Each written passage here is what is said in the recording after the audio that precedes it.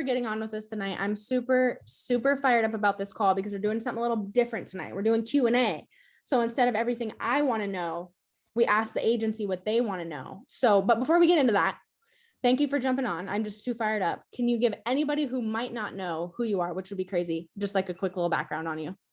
I'd love to. First off, I don't know if congratulate is the appropriate word, but I need to show pride for how much you've evolved, because that intro and how you love on your people and how you bring in as a team and how you hold contests and how you try to find something to love on everybody for is what real leaders do, especially in a sales environment. Sales is a wicked evil beast that many people run away from because it's me against me. It's me against my mentality of deciding if I'm going to master these skills to communicate with people. It's me against me deciding if I'm going to not listen to the naysayers and the friends and the family that are doubting me, what I'm trying to accomplish, because I'm pulling away from where they are in life. And to see how far you've evolved, and not to say you weren't some tough chick when you first rolled in here, but your toughness has evolved into an amazing leader of many. And you can tell by your team's interaction and camaraderie, which they all went and worked together and enjoy learning from you, and you being active deep in the trenches in the field, producing and recruiting each and every day. That's what this is all about. So just wanted to tell you in front of everybody that you're doing fantastic. So myself, hello all, if you don't know who I am, and I don't expect anyone to, I'm just a guy who sold a bunch of insurance for a little bit and then started talking to people about how to sell insurance. And I've fortunately been with FFL since 2018, which is, I feel like a dinosaur now. It's in some classrooms, but I came from a sales operation, and then I started a software company for some time. So I learned a bit about networking, communication. I learned a little bit about software, made no money in both. I was broke for pretty much my entire 20s and beginning of my 30s, and I had a spouse that I wanted to make proud, and children I wanted to raise the right way and make them proud for how hard dad could work. And when the big dude upstairs blessed me with FFL and introduced me to Andrew Taylor in 2017, and I got to spend some time with Sean Mike, and got to learn how to, work hard and learn that we get to protect people. I did my best to run with it. And, I'm just like you as far as someone who's lost and looking for direction. I'm someone who's lost, looking for hope and a plan, and someone who feels that I've found the right vehicle to truly give my family what I've always wanted to give them, right? We scroll Instagram and scroll social media and watch the $1 million listings and the housewives and all this nonsense in society, with an aspiration to, hey, one day if I work hard, I'll find that thing that maybe I live a life like they do. And we have it, ladies and gentlemen, without making any claims or assertions or promises or guarantees. You are inside of an environment where people are building and creating an incredible life. And if you follow the steps that are laid before you and you work harder on yourself than anything else, that there's a potential outcome that could be unrecognizable to the one you're living right now. So for me, Marissa, I've been blessed to be with FFL. I joined the company when we were doing about 60 million a year, and God willing, we're going to do $1 billion in commissions this year. And it's a testament to the company. And it's funny, you'll talk to some other agency managers in their companies, and like, they'll try to recruit you over to their company because their commission rates have gotten better. And I was like, your commission rates got better. Do you change them a lot? Oh yeah, we change them all the time. And I'm like, you change your commission rates all the time? Like, what kind of confidence are you giving to recruits and the teams and people that you have inside of your company? Well, we're just, and I'm like, oh, okay. And so then you look at FFL, and basically nothing has changed except for one point in 2019, Sean raised the top comp from 140 to 145. And that's what's incredible about this company, is we've basically been the same company from day one. And now the word's getting out, and more people are finding out about us. And that's what's exciting about this. So honored to be on here with all of you all. I know you're hungry. I know you're focused. And I know you're excited about your future. And if I can answer any specific questions, complex or simple, I'm here to serve. Well, Grady, thank you so much. And everything you said is spot on. And that's what I love so much about FFL in general too, is that, like, you don't have to do this. Like you did when you first started, like you needed this, but like, guys, me texting Grady, like, hey, can you, like, our team wants to hear from you at 5 p.m. your time. Like, he doesn't have to do this. Sean doesn't have to do this. And that's what I love so much about this business, is it's not just about like, let's get me to the top. Like, it's like, let's get everybody, and whatever it takes, you guys, these, you know, Grady's willing to do it, and they're willing to do it for us. So Grady, thank you again. I have a ton of questions, so we'll try to be to the point and fast, but there's some building questions and some producing questions, and they're in no particular order.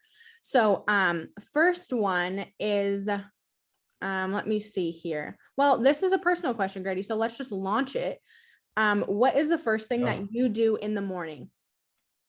Your morning routine that makes you Got so it. I wake up, I drink some caffeine, and then I exercise. Pretty much, alarm goes off 5:15. I creak out of bed about 5:22, and then I go find some caffeine, whether it's a coffee. You try to rotate. See, if you're addicted to caffeine, which I'm not, okay, because the first rule of addiction is admission, and I'm not admitting anything.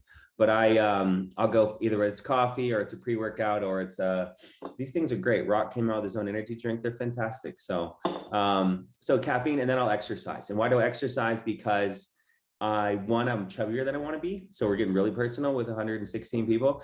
And then two, because it really, this is a more important level than just it. Like, you got to think when you're up that early and it's dark out, like how many people in society are working at that are disciplining themselves and doing things that the rest of society isn't doing. And I think there's a little win that you can give yourself outside of your own skill set by discipline and pushing yourself to wake up earlier than you're comfortable with doing. And that's where a lot of growth and progress comes in life, is seeking stressful and painful situations that you can control and doing it anyway, right? The thought of getting up, or the thought of, you know, reading at night, the thought of listening to podcasts, the thought of exercising in the middle of the day, the thought of doing things that you don't have to do and doing them anyway starts to create this pattern, right? I had an old mentor who used to talk to me about don't be too specific with your goals. And I was like, that's weird. And he's like, if you're too specific and you miss it, you're going to create guilt. Create generalities that you're trying to accomplish, that you're pushing towards. Like, I want to accomplish X, or I want to fill my account. I mean, his thought process is, and I don't want to mess it up for you guys, but it was far more like about these, you know, New Year's resolutions are complete BS because everyone gives up on them. Why don't you just start eating healthy in December, right? Why don't you just start working out in December? And that for me really gave me a lot of insight. And that's one thing that if I could offer you, that's drastically changed my life. Anytime I get out of that habit and I start sleeping in a little bit more, I'll find myself more lethargic. I lack energy throughout the day. My focus isn't clear. But when you get up and you go after it and you start working out and exercise, even if it's walk around the house, even some days if I don't feel good, like I'll just get up, I'll have a coffee or something, and I'll walk around the house on my phone. I'll be working, I'll be responding to things, because I live in Arizona where at 5:30, it's 8:30 on the East Coast. I mean, a lot of the world is up, right? And so for me, there's a big win there. And if I can offer you any insight into, as you progress through this business, being sales and being entrepreneurship and being self-disciplined, is the more wins you can stack on your day, the more confidence you'll get to do things throughout life. And that's where a lot of people don't succeed, is they progress through life in an environment where they're constantly criticized, right? You don't make enough money, you go home, your spouse criticizes you, you're at work and your boss is looking for something to get down on you or to nitpick that you need to improve so they don't have to give you that raise. How do you get a raise? Well, someone has to retire, get fired, or die, generally in most big business environments, for you to get promoted. You're in charge of your future, income, success, agency size, everything. And there's a lot of things that if you start your day with a win, right? Great thing from the Marines that says, make your bed when you move up, like when you wake up. These are tiny little things, but it just creates this culture of like giving you confidence. I used to talk about how making decisions fast creates winners, because the people that are always constantly thinking and pondering and deciding and, you know, what I'm going to do, like the what's it in your muscles? Lactic acid, right? Lactic acid builds up in your muscles from waiting and this pondering. And if you just trust your gut and trust your intuition, are you going to be right 100% of the time? No. And that's okay. But if you're going to be right most of the time, because you're in an environment that's helping you make the best decisions. So that's how I start my day, with exercise. And I preach it to the stars. It makes me feel good. And then, you know, 7 o'clock comes around, the kids are getting up and I've already got my exercise done, and I'm not trying to juggle it throughout the day, because it is important, right? If you follow any massively successful person or look into their life, any successful person, a pillar of their life is exercise, and another pillar of their life is taking care of their body, eating well, vitamins, etc. So any of you on here who haven't come to that realization that like not working out and pizza, 6 nights a week is maybe why you're not succeeding, try to adjust. And these tiny little things, and like I did this on a call one time. They're like, I didn't know I was going to get a nutritional lesson on this call, and I'm like, it's not a nutritional lesson, dude. It's like if you eat a bunch of carbs all day long and you go into carb coma and your body's dumping insulin into your blood and you're just moving at a slower pace, you're not as fast and not as efficient. And if this is a war against your mind and a war against whether or not you're going to succeed or not, the quickness and the witness that you can create inside of yourself is only going to come through what you do and how you take care of your temple. So there you go. That's what I do first thing in the morning. I love it. I think that's super important too. That's probably one of the biggest lessons that I had to learn too, is like the only person that can control it is you. And someone told me this the other day, Grady, did you know that if you wake up at, and you probably know this, but I don't know if anyone knows, if you wake up at 6 instead of 9, that's 4 extra days per month. It's a lot. Not 4 days like the daylight, like the entire day, 4 per month. Imagine having, guys, imagine having a leg up on whatever the competition is, whether it's like, imagine having 4 extra days that nobody else has because you got up earlier. That's crazy. All right, Grady. So this is a question from a lot of people, so I'm going to ask it. I want to grow my agency. How can I stay in the field and balance time for recruiting while serving 30 families a week? Serving families is important to me, but I would like to get to the next level of getting agents to join my team. What advice for those of us who want to grow but don't want to ruin our personal production? That's awesome. 30 families a week? A week. Is this Tobey? Sorry, 30 appointments a week. So 30 appointments a week. Okay, that's fine. Okay, so the key to growing anything is delegation, right? And it's delegation and it's elimination, right? What can I not do? What is taking time for me? If the number one thing you need to be doing is dialing the phone to book appointments, how fast can you get that done with? I always love listening to Zach Twardowski and Easton Patton talking about starting booking at 7:30 in the morning. Well, isn't that before you're allowed to call people? Well, I mean, if they're answering the phone and, they filled a lead card, our office opens at 7, we wait until 7:30 to call you, right? They'd start dialing at 7:30, they'd have 10 appointments booked up by 9. Be dial the rest of the morning, done by noon, they got their 18 appointments, they're off to the races, and spend the rest of their time working on their agency.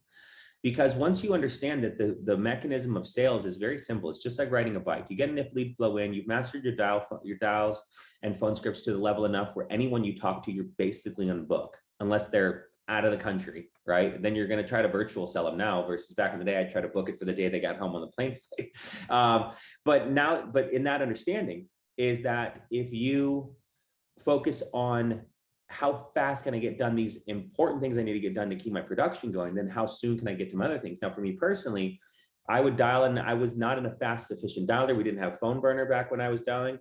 And for me, I'd be dialing too late because I'd be doing recruiting calls all dial day. And Chantel hears me trying to recruit. She's knocking on the door saying, you're supposed to be dialing to make us money.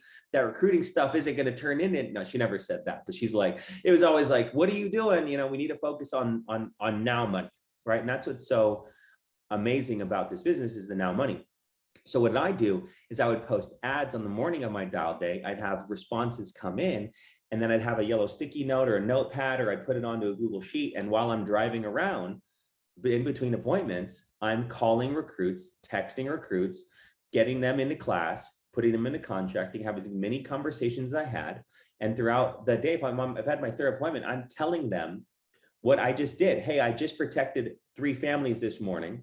We have warm buyer leads in our local market. Is this something you're interested in doing? I'm doing all right. I'm not the best, but I'm also think I could teach you a few things if you want to get started in this. And I have confidence, and that energy, right, compounded from the morning resonates into someone who's a potential recruit looking for someone who's going to shepherd and guide them along the way.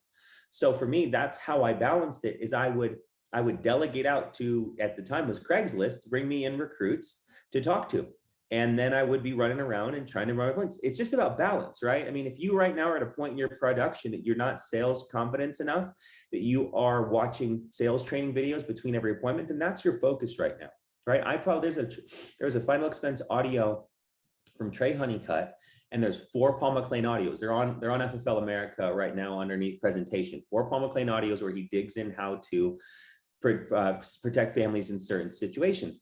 I probably listen to each one of those 100 times, which put me in a position where when I would run into the home, Paul would come out of me or Trey would come out of me because I didn't know what to say. I sold software and protein powders and energy drinks for 7 years. And so why would I assume what to say? So if any of you are in between appointments and you're not listening to sales audios or watching sales videos, you're setting yourself short and hoping that the next appointment you go into, you've got a Hail Mary that all of a sudden just Bob and Betty, agree that, your poorly executed presentation comes across well enough for them to be convinced to buy versus learning from masters of sales and checkmating every single client you sit with, because that's what you get when you listen to the Matt Smiths and the Paul McLeans and the Tobeys, the elite producers that know how to eliminate every possible objection at the front, get through, then use them against them and get to a point where there's no other opportunity, but we're going to submit a request for coverage because you want to protect your family. So until you get to that point, then you should be obsessive compulsively listening to sales trainings. And then once you come out the other side, all of a sudden you're like, okay, I've got it. Pretty much everyone I sit with, I protect. And then now you're in a position where you can actively recruit, and your confidence to recruit is going to be an all-time high because now you're selling at a significant high level. So just about balance, about deciding you want to balance it. And it's also about elimination.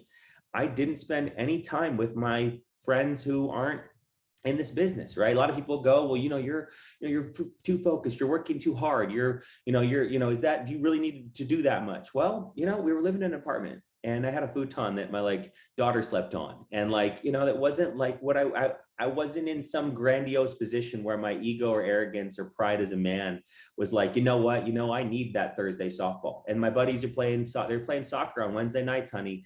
I deserve this, right? My buddies who I love them to death. And this is always a difficult thing to get into this because of many of you are in positions right now where you're arguing with your own personal production and your own dialing right now after this call. Do we get off this call, Marissa, and dial more, or do we go watch basketball? Because it's the playoffs, Marissa. And I'm a huge Nuggets fan. And I dialed today and I got 8 appointments.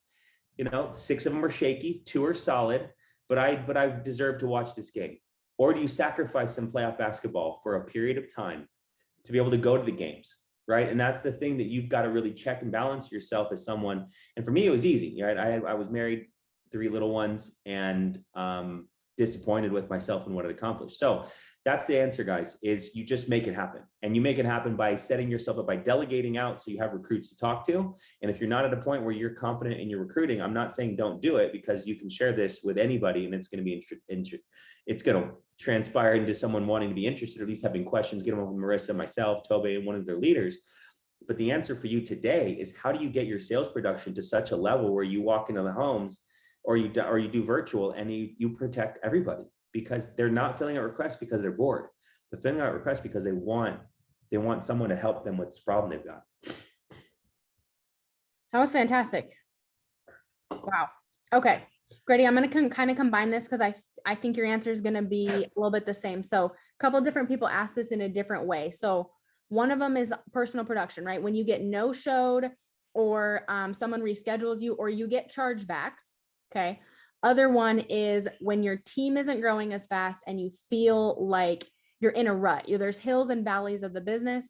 When you get to those places that are sometimes not so great, chargebacks, no-shows, my team isn't growing as fast as I want. What do you do, and what can they do to keep their mind right?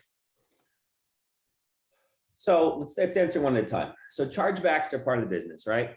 Do I want them? No. Do I expect them? No. Everyone's going to keep it forever. All right. They are. But then all of a sudden they watched a commercial with Alex Trebek saying American General can get them $7 of insurance for $2 billion of coverage. And they go, you know what, Alex, I trust him and watching him on Jeopardy for 30 years. And so I'm going to go this way now, Grady. And I know that, you drew all this out and explained to me, but I just really trust, or whatever.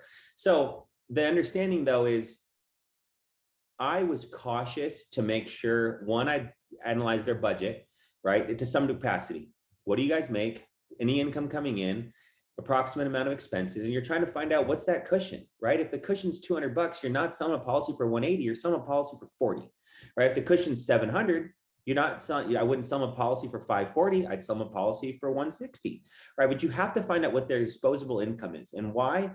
Because as much as we want to be budgeters or, counselors for bookkeeping, they're not looking for that. They're not looking for someone to microanalyze and tell them they're spending too much on cigarettes and tell them their DirecTV is too high and tell them that they gamble too much, or they spend too much money going out to eat with their kids. Find out, what do you approximately spend each month? And what do you approximately bring in? And when you get that number, you try and I always used a percentage, 2, 5, or 7% of their monthly income. And I'd show them that based on that dollar amount, based on this is 2% of your monthly income. We have to be able to find something that's going to correlate to your monthly income. And when you say this is 2% of your monthly income and their monthly income is $5,000, and you say that's $100, that comes very simple. If their monthly income is $2,000 and you say it's 2%, it's $40, they can relate to that, right? They can kind of understand from a percentage standpoint. And that worked very well for me. And why do I tell you that? Because if you're a lot of chargebacks come from one, lack of trust or understanding, or you oversold them. That's generally where it comes in. If it's a nice bill that kind of slips in and they don't feel it, they rarely cancel. So that's part of it. So one way is I'd go back out, or I'd call them back up, or I'd have staff. And any of you that are in month 2, 3, 4, protecting over 20 families a month should be looking at hiring some part-time staff to help assist you. And number one things you should be having staff do would be assist in keeping policies on the books. They keep one policy on the books to basically pay for themselves. They get 2, they're now an income producing asset for your business. So I'm trying to help that. And then also managing debt. I'm starting to build agencies and helping facilitate any things that you have going on, whether it's ordering leads or just tracking things, tracking commissions. I mean, you need a list of stuff for staff to do. We can knock that down. So that's one. 2, from a production standpoint, there's 2 devils and 2 angels within this business, right? One is the personal production and the other is agency building, right? And for me, every time I'd be frustrated with my agency, or something's not growing, or I can't get people selling, or I've just talked to 200 people in the past 2 months and no one's going through contracting, or no one's finishing class, no one's getting back to me, I just go sell. I'd focus and I'd get an endorphin rush, and I'd get my fulfillment, and I'd go meet some clients and I'd learn about their families, and I'd dig into their household and try to get out some referrals, and I would focus all in on production. And the stress of the day might've been timing, might've been a holiday and people just weren't getting back to me. And the next day, all of a sudden 17 people call me back and say they want to get moving, right? And then every time I'd be frustrated with production, I got 8 appointments booked up. I'm at appointment number 7, haven't sat with anybody. And the 3 I did sit with, they drove away out the driveway before I could get into the house. And I tried chasing them down the road, honking the horn, and then they called the police on. No, I'm joking. But like the reality is that if you're in a position where you're struggling with one, feed the other. And that's something that's very fulfilling here, is that if you're in a position where both never struggle, right? There's always something you can do. If you're struggling with sales, go call some people. Because if you're recruiting already, you've had some wins, and the validation and the enjoyment of having wins and going out there and producing is so fulfilling. Like the wins, and then when you're recruiting agents and you're struggling, I mean, they feed each other. So that's what I would always do, Marissa. I'd go feed the opposite. I love it. Fantastic. Okay. So Grady, what are some questions that you ask potential recruits to gauge if this is a good fit for them or not? Great question. Great question. So I ask them, what are they looking? Why are you looking in high commission insurance sales? And I always say that high commission insurance sales. It's crystal clear, right? Well, you know what? I used to have my license, or I'm in real estate and I think I could do it. Or, I work I'm a bartender right now and I want to get out of it. My girlfriend's pregnant and have a kid. And I just ask them, why do they want to get into it? I'm trying to find something, right? I'm trying to find a positive response.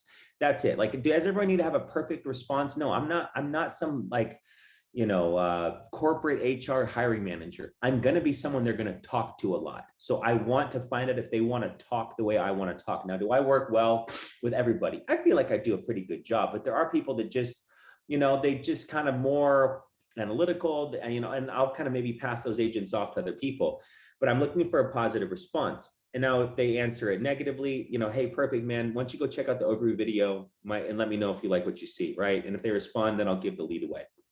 So I ask them that.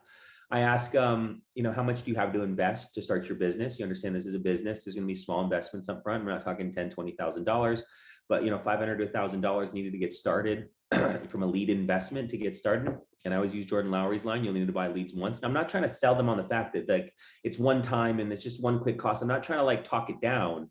I'm just trying to let them know, we've got this covered.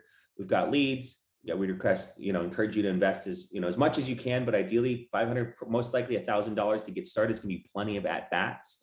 And that's just going to get you up and running, to having a lot of conversations. I'm also looking for, do they have any sales experience? Do they have a spouse or children? I'm looking for people that have something to hold them accountable, because bachelors who are 47 and live in an apartment in Iowa have gotten themselves to that position because they haven't had anything worth fighting out of it for. And now, granted, single men who live in Iowa, I wish you all massive success. And I'm trying to like tiptoe around this respectfully. But if you want to work hard and we're ready to kick in the next gear and dig yourself out of the situation you're in, gear up. We're ready to work. But that's the thing too, is I'm looking for someone that's got some pain or some pressure. I'm trying to find it out, because I need that for them to be excited about, because that's the reason they respond to the ad. You know what? I want to make, one sale a month, pay for some beer money. That's all I really need, Grady. All right, man. Well, go check out the video. Let me know if you like what you see. Shoot me a text back. So I kind of like, I'm the recruiting manager, so I get to be judgmental. Now, am I pushing people out who are energetic and not excited? Yes, because it's my time. I'm trying to be cautious. I don't want everyone who can fog a mirror. And I think that was a problem early on in my business. Every single person that could fog a mirror, I'd bend over backwards and tell them I'm going to buy them leads. And I give them money for their license. And you need to buy, here's $38. I'll pay for your first month. I do anything I could to get someone in and contracted. Oh, you're sitting with a client, put me on speaker. I'll sell it for you. And I do everything versus trying to turn people that were looking to become business owners into business owners. I was turning people that were looking to become business owners into more children. And I have plenty already. So that would be my advice, said very respectfully, but you've got to have something to push you and hold yourself accountable, or this will be a repeat of other opportunities you've attempted. Yeah, that was huge. And I did that a lot too, Grady. So Grady helped me get out of that habit as well, about people. You can't make people want this more than they want it. So find out what it is that drives them at the very beginning. And if there's nothing, then we can't waste our time. So, okay, Grady, real quick, leading into that, when setting expectations to new agents, what is the important information that you give to them versus letting them figure some stuff out on their own? And at what point do you stop exerting energy into them? So it's a great question. Fantastic question. So I'm really looking for them. Are they taking positive actions forward? Right. I'm in the CRM, about ready to buy leads. Can you help me? Okay. Perfect. What do you see available in your area? Well, I don't know what this means. Okay. Well, click on the I. Okay. What does it say? All right. It says that. Okay. Does that make more sense? Yeah, that makes more. Like, I'm looking for people. Are they willing to answer their own problems and questions and then come to me? And so this is an important thing I do you guys. And like, this will help you. As I say, I'm here to help you get better on the phone and make sales in the home. Everything from a contracting and carrier and anything that's kind of like technical, that's just not really my wheelhouse. Like, I play dumb. Like, I'm like, that's just not really for me. Like, I don't do all that stuff. Like, when I just, it's just, they're better than I am, and all that stuff, they deal with it all day long. So you're going to deal with my staff. And then my staff will go, so-and-so keeps asking us questions over and over. And I'm like, okay, well, that's your job. So just handle it. But I'm also like, okay, we'll help them figure it out and give them a video or whatever. Do we need to make a video that addresses this issue? Why does this one challenge keep recurring, and what can we implement to try to resolve it? I let them try to micromanage and break out what are recurring problems that can be addressed through either better communication. And that's their job. And then I'm just here to help you get better on the phone and make sales when you're in the home. And if you have any questions as far as products go, that's what the underwriting genies are for. Now, case design, you're sitting with a 50-year-old who makes big income. Do we go stacked whole life? Do we go term? That's my job, right? But as far as products go, you're gonna ask the underwriting genies. As far as contracting, all that, that's it. I'm here once you're ready to start doing that stuff. So that's part of it too. Like, I'm here to help, but like, hey, my Americo login email didn't come.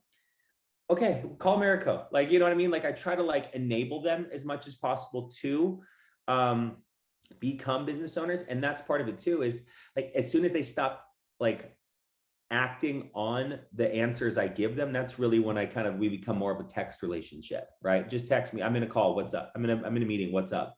All right, perfect. And then like, well, I need to talk to you. Perfect. Sounds good. Or I need to talk to you. What's up? I'm in a meeting.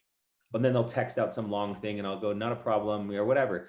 So you just kind of have to protect your time. And like, this is a big thing I try to coach people on now. When you get to a certain point, like, I'm walking into a meeting. I may not be walking to a meeting. I may not have a call coming up in 4 minutes. I got a call coming up in 4 minutes. It's like 3:42. Like, who has a call at 3:46, right? I got a call in 4 minutes. But your protection of your time and the boundaries you set with new recruits are far more valuable than you showing yourself that you're completely wide open, have nothing going on, right? It's almost like dating, right? If you're always available, hey, you want to go on a date? Yeah, I can be at your house in 15 minutes. Okay, hold on a second. It's Tuesday, house Friday. You know what I mean? Like the urgency at which you act and behave is, I mean, always comes back to, and I love the early training calls about, you're a doctor, right? You behaving like a doctor in every way, which way? How would a doctor walk in the office? How would a doctor dress in the office? How would a doctor behave with the patients? How would a doctor behave with his staff, right? Guy went to school for 16 years, polished, or she, they went to school for 16 years, and they're now in a position running a business, dealing with staff. Like, and I try to like put my mind in that set that the doctor, all right, I got 15 to 25 minutes to address this client and their issues. They got a bunch of questions. Perfect. I got 1 or 2 questions. If not, I can have the PA come in here and answer questions for you. Right. And so you start to think that way, that, you know, me going 25 minutes with an agent on some roundabout theories and philosophies of, he wants to generate his own leads now. And when can we get these other carriers? And like, dude, like, you haven't even sold a policy yet. Let's go right here first. And then I'd love to talk about those things. Yep. We can call Corinne and see if we can get those other carriers. But let's get to 30 families this month. And then we got all kinds of ideas. Okay, right. To bring like, so it's a combination of like, not like slapping them, but being encouraging, like without being condescending, if that makes sense. So it's like, there's like a nuance to it, but that's really what your goal is, to protect your time. Love it. Okay, Grady, last one. A lot of people ask this. When you first were growing your business, were there any mistakes or things you would do differently that you think we on this call that are going to do, that if you tell us right now, it will save us? Things you do differently? Fantastic.